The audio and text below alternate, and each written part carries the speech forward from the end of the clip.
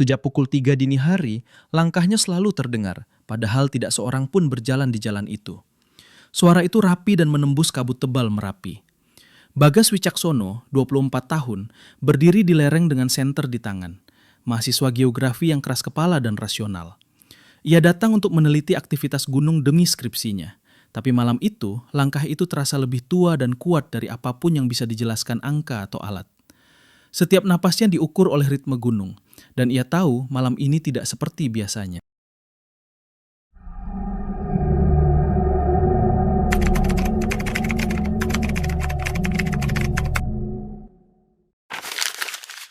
Bagas Wicaksono berusia 24 tahun, lahir dan besar di sudut kota Yogyakarta yang riuh oleh motor dan angkringan. Tapi tumbuh dengan kepala yang dingin dan logika yang kaku. Ia terbiasa percaya pada angka, grafik, dan laporan ilmiah, bukan pada cerita tentang penunggu gunung atau larangan tak kasat mata. Keras kepala, itu kata ibunya. Rasional, itu kata Bagas sendiri. Sebagai mahasiswa tingkat akhir geografi, Bagas datang ke lereng Merapi malam itu dengan satu tujuan sederhana, mengumpulkan data terakhir untuk skripsinya. Status aktivitas gunung sedang naik, dan baginya itu justru kesempatan emas. Semakin dekat, semakin akurat. Setidaknya begitu yang ia yakini. Ia mendaki sendirian, langkahnya mantap saat senter memotong gelap. Namun baru beberapa ratus meter dari pos terakhir, kabut turun tanpa aba-aba. Terlalu tebal, terlalu cepat. Udara mendadak dingin dan bau belerang bercampur tanah basah memenuhi napasnya. Alat perekam getaran di tasnya berbunyi pelan. Sebelum kita lanjut ceritanya, saya mau ucapkan terima kasih buat kalian semua yang sudah setia nonton dan dengerin cerita horor di channel ini.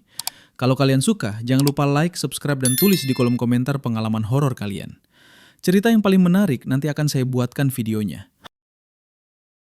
Bukan alarm bahaya, melainkan irama. Bagas berhenti berjalan. Irama itu bukan seperti gempa. Ia teratur, seimbang, seperti langkah kaki yang berjalan bersamaan. Di depan Bagas, samar-samar muncul jalan batu tua yang tidak pernah ia lihat di peta manapun. Di kanan kirinya berdiri sosok-sosok berpakaian lurik. Wajah mereka pucat, mata kosong, seolah menunggu perintah yang belum datang. Tenang, cuma kelelahan, gumam Bagas, meski jantungnya berdentam keras. Lalu suara kendang dipukul satu kali. Duk! Tanah bergetar, bukan karena magma bergerak, tapi seolah sesuatu di dalam gunung baru saja terbangun. Seorang lelaki tua keluar dari kabut. Rambutnya putih kusut, sorot matanya hitam legam. Kowe wis mlebu luwih adoh tinimbang sing oleh, ucapnya lirih. Merapi lagi nampani tamu. Dari puncak, cahaya merah menyala. Awan panas menggulung, tertahan sejenak, menunggu. Bagas berlari. Di belakangnya, langkah-langkah itu bergerak serempak, mengiringi turunnya. Saat ia tiba di bawah, langit pecah oleh raungan Merapi. Letusan terjadi. Bagas selamat. Data yang ia kumpulkan sempurna. Skripsinya membuat dosen-dosen terdiam. Namun sejak malam itu, setiap Merapi berasap, Bagas selalu terbangun pukul 3 dini hari, berdiri menghadap gunung dan mendengar bisikan yang sama. Sing wis weruh, wis dadi bagian. Dan Bagas tahu, ada satu kebenaran yang tak pernah ia tulis. Merapi tidak selalu meletus karena tekanan di perut bumi. Kadang, karena panggilan dari dalamnya dijawab.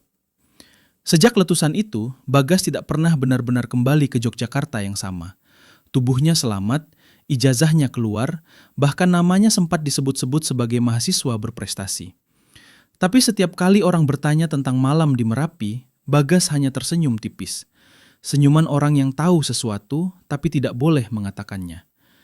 3 hari setelah letusan, ia kembali ke rumah orang tuanya. Ibunya langsung merasa ada yang aneh. Bagas tidak lagi tidur di kamar. Setiap malam ia duduk di teras, menghadap utara ke arah Merapi, tanpa lampu.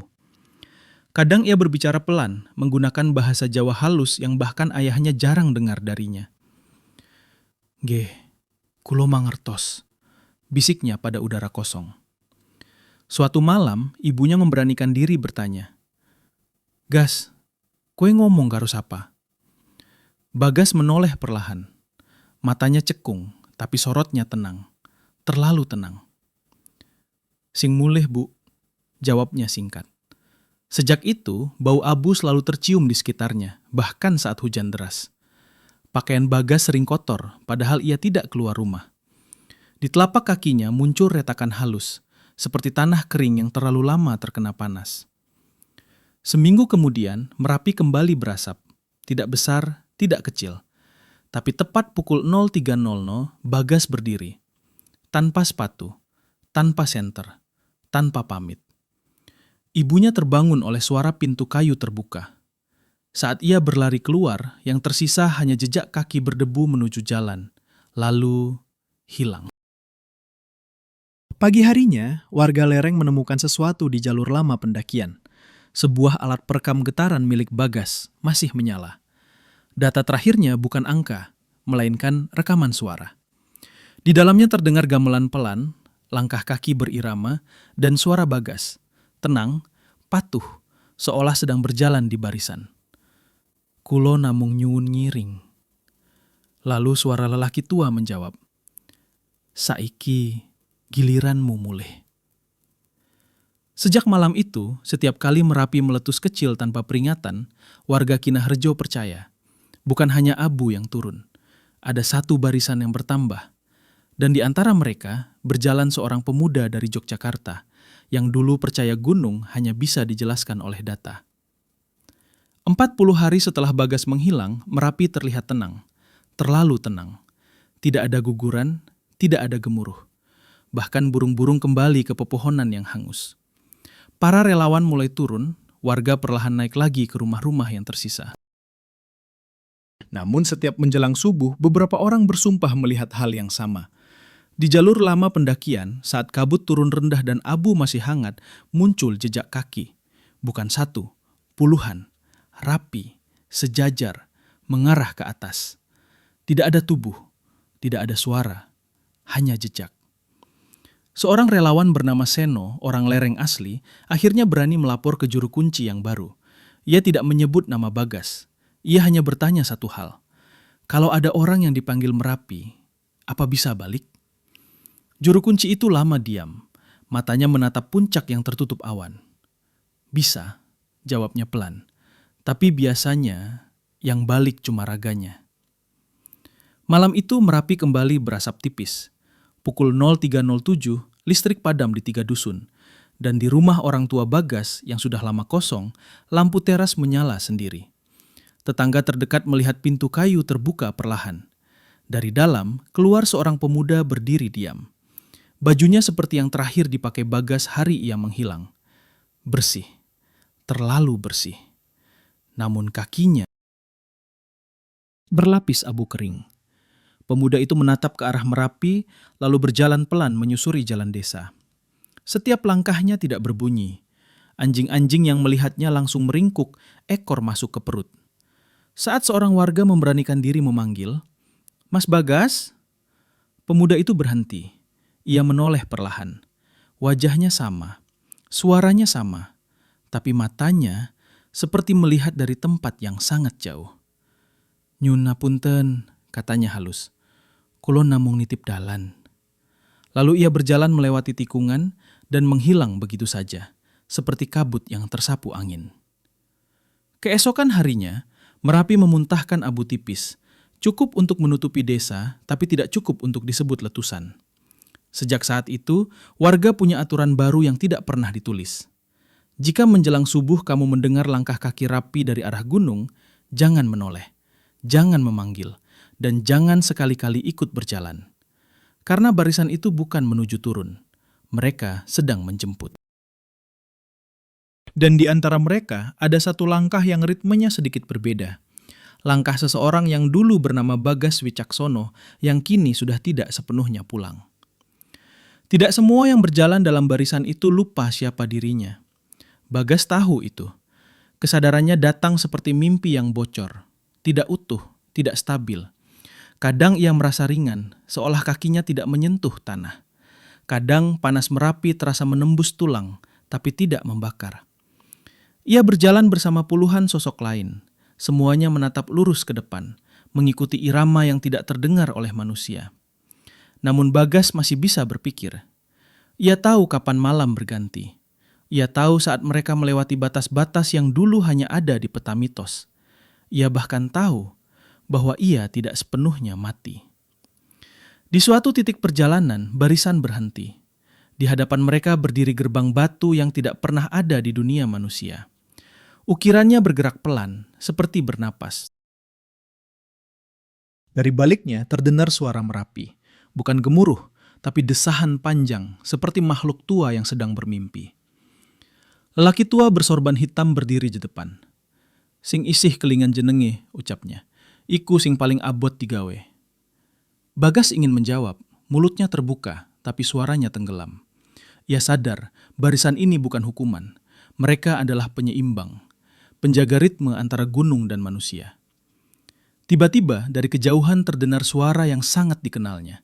Suara ibunya. "Bagas." Panggilan itu lemah, patah, tapi nyata. Untuk pertama kalinya sejak malam letusan, langkah Bagas goyah. Barisan di sekitarnya bergetar. Beberapa sosok menoleh, dan wajah mereka mulai retak, seperti topeng tanah liat yang dipaksa mengingat. Lelaki tua itu melangkat tangan. "Yen kowe mandek," katanya dingin, "gunung sing nerusake." Merapi mengaum pelan. Bagas mengerti sekarang. Jika ia kembali sepenuhnya, sesuatu yang lain akan menggantikannya. Jika ia bertahan di barisan, letusan bisa ditahan untuk sementara. Ia menunduk. Namun sebelum melangkah lagi, Bagas melakukan satu hal terakhir yang masih bisa ia kendalikan. Ia menggeser langkahnya setengah denyut dari irama barisan. Tidak cukup untuk berhenti, tidak cukup untuk lari, tapi cukup untuk meninggalkan jejak yang berbeda. Di desa, beberapa malam kemudian, seorang anak kecil menunjuk ke arah Merapi dan berkata pada ayahnya, "Pak, kenapa ada satu langkah yang jalannya pincang?" Ayahnya menarik anak itu masuk ke rumah, menutup pintu rapat-rapat. Karena ia tahu cerita lama itu benar, selalu ada satu penjaga yang masih ingat namanya. Dan selama langkah itu masih terdengar, meski sumbang, Merapi belum selesai berbicara. Tahun ke-10 sejak Bagas menghilang, Merapi kembali gelisah. Bukan letusan besar, bukan awan panas. Hanya getaran kecil yang datang teratur, seperti denyut nadi. Para ahli bingung. Data tidak sinkron. Tekanan magma naik, tapi tidak cukup untuk meletus. Seolah ada sesuatu yang menahan dari dalam. Di desa-desa lereng, orang-orang tua mulai menyiapkan diri. Tidak ada yang bicara keras, tidak ada hajatan, bahkan kentongan malam dipukul lebih pelan dari biasanya. Karena mereka tahu, penjaga yang pincang itu sudah terlalu lama berjalan. Malam itu, tepat pukul 03.00, kabut turun tebal. Jalan menuju Merapi hilang, dan di antara kabut, barisan itu kembali terlihat, lebih jelas dari sebelumnya. Puluhan, mungkin ratusan. Di tengahnya, Bagas berjalan dengan langkah yang sudah semakin berat. Ingatannya robek di sana-sini. Nama ibunya kini terasa asing. Wajah Yogyakarta memudar seperti foto lama. Namun satu hal masih tersisa, keinginan untuk berhenti. Barisan tiba di gerbang batu. Lelaki tua bersorban hitam berdiri menunggu. Kali ini matanya tidak lagi kosong. "Wektumu wis dawa," katanya. "Gunung wis waret." Bagas mengangkat kepala. "Apa aku bisa pulang?" Suaranya retak, hampir bukan suara manusia. Lelaki itu menoleh ke Merapi. Untuk pertama kalinya, gunung diam total. Tidak ada napas, tidak ada getaran. Lalu jawabannya datang, bukan dari lelaki tua, tapi dari dalam bumi. "Iso, nanging ora sakabehe." Bagas paham. Ia melangkah keluar dari barisan. Seketika, tanah bergetar keras. Beberapa sosok di barisan runtuh menjadi abu. Langit memerah. Awan panas mulai bergerak. Bagas menoleh ke belakang untuk terakhir kalinya. Ia melihat barisan itu menutup celah yang ia tinggalkan. Dan ia berjalan, turun. Pagi harinya, Merapi meletus kecil. Cukup untuk melepaskan tekanan, tidak cukup untuk menghancurkan desa. Di pinggir jalan lereng, warga menemukan seorang pemuda pingsan. Kurus, kulitnya pucat, kakinya penuh abu. Ia dibawa ke rumah sakit. Dokter mencatat hal aneh, Secara medis, ia hidup, tapi irama jantungnya tidak teratur, seolah mengikuti langkah lain. Saat siuman, pemuda itu hanya mengingat satu hal, namanya, Bagas Wicaksono. Ia tidak ingat Merapi, tidak ingat barisan, tidak ingat pengorbanan. Namun setiap malam, tepat pukul 03.00, Bagas terbangun. Dadanya naik turun mengikuti irama yang salah. Dan jauh di dalam dirinya, ada sesuatu yang berjalan. Di lereng Merapi, para orang tua akhirnya bisa tidur tenang, karena mereka tahu gunung tidak pernah kehilangan penjaganya. Ia hanya menyimpannya di tempat yang lebih dekat. Dan jika suatu hari Bagas berhenti terbangun pukul 3, itulah saat Merapi akan membuka mata sepenuhnya. Tamat.